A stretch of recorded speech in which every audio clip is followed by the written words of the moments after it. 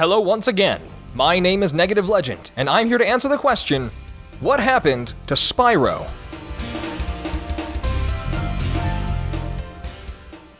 Spyro was first released in 1998 on the PlayStation and is seen as one of the original mascots of Sony PlayStation.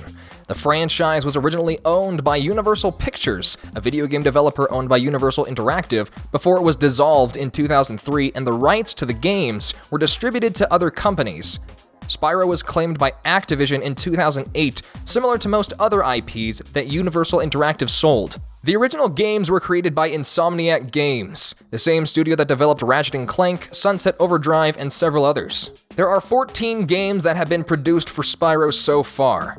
In 1998 to 2000, the primary trilogy of Spyro was released to the world: Spyro the Dragon, Spyro 2 Ripto's Rage, and Spyro Year of the Dragon. The first game sold 5 million copies worldwide, which was an impressive number back in 1998. Here's what the developers at Insomniac Games showed PlayStation Underground in an exclusive tour. For Spyro 2, we really kind of threw away all the rules and we learned that it's okay to be crazy. Spyro 1 was all about collecting objects. Spyro 2 is all about completion. Thank you, Spyro. Now I can put my friend back together. So in every level, whereas in Spyro 1 you just did the same thing, in Spyro 2 you're now doing at least 3 very different things from each other. We have what we call talisman challenges and orb challenges. The talisman challenges are more straightforward. They are required. Between 2001 and 2005, several spin-off and handheld games were produced for Spyro. The first was Season of Ice. This was the first game that wasn't produced by Insomniac Games and was instead developed by Digital Eclipse, a company who ports and produces games almost exclusively for handheld consoles during the production of Season of Ice. Season of Ice was exclusively for the Game Boy Advance. Season of Flame was produced as the sequel of Season of Ice. Enter the Dragonfly came next, but it was produced by Equinox Digital Entertainment and Check 6 Studios, and was released for PlayStation 2 and GameCube. This game was considered a critical failure. Next came Attack of the Rhinox, or Spyro's Adventure as it's known in Europe and Australia.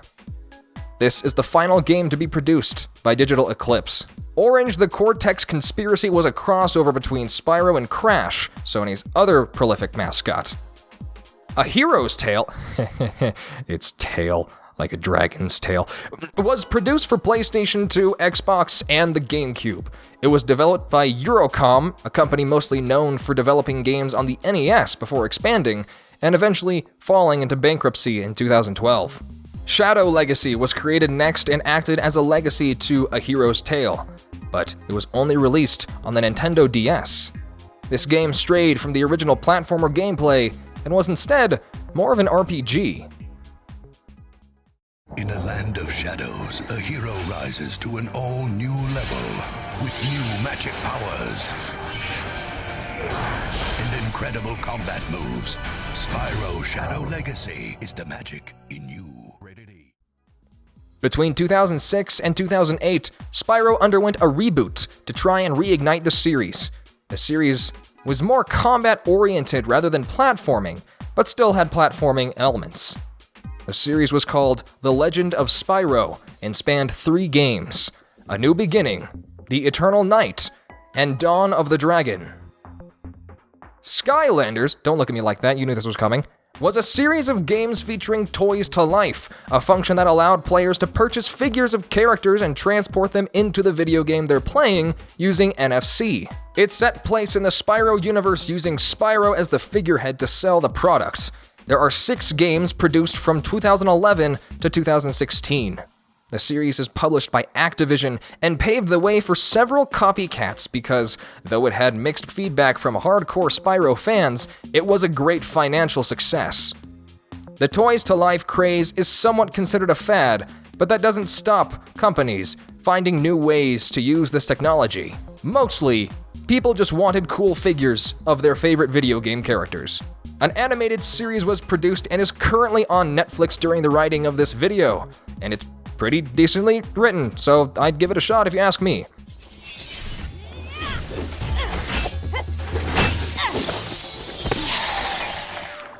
Today's lesson, cadets? Keeping your eyes on the prize. Skylanders hasn't been declared dead, but there is a lot of speculation that the series is coming to a close. Some people work only for the money. Others do what they love most and manage to get paid for it. Do you mind not interrupting me when I'm working? Stuart Copeland is in the second group. He's been making music all his life, first as a co-founder and drummer of the Police, then as a composer for films such as Rumblefish, Highlander 2, and Wall Street. Now he's writing the music for Spyro the Dragon, his first video game project. Step one is to beat the level. Now, for a 10-year-old kid, this is no problem. But for me, I have to beat the level and figure out the jumping, and I kind of navigate my way through the levels. In the very early stage, it's a lot of fun because I find a level that I can beat and get an attitude for it, and then create a piece of music for it. But then as the game progresses and I start getting to some of the more difficult levels and I'm stumped immediately, I've got to beat this bad guy before I can stay on that level for long enough to write a piece of music for it. So I have to learn how to beat all the bad guys. And if I was having to pay for my helpline, I'd be running up a huge tab here. There are also canceled Spyro games that never saw the light of day. Spyro Ever After was going to be the first Spyro educational game where Spyro meets famous fairy tale characters. Agent 9 was a James Bond parody. Spyro's Kingdom was an attempt to make Spyro darker and grittier, because that's always a good idea. This was going to be the first game to include blood, but Toys for Bob lost their enthusiasm and thought the game didn't feel like a Spyro game. Thank goodness for that. This was reworked into the first Skylanders game. Speaking of Toys for Bob, they're the company responsible for developing the Spyro Reignited Trilogy, officially announced on April 5th, 2018, and is set to release on September 21st, 2018. This is the first game to be released after 10 years of the franchise being dormant, if you don't include Skylanders. The Reignited Trilogy is believed to have been greenlit after the major success of the remakes of the Crash Bandicoot games.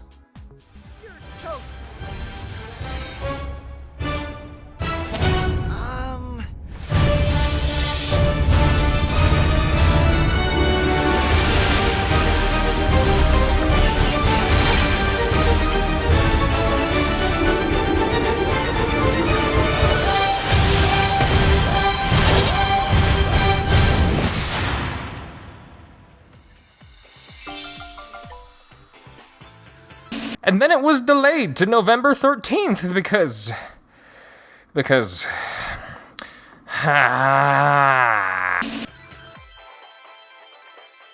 That's everything I have for this video. I hope you enjoyed this video. Stay beautiful and keep playing. Hey, cheer up. I think some groovy tunes may be just what the doctor ordered to snap us out of this nasty funk.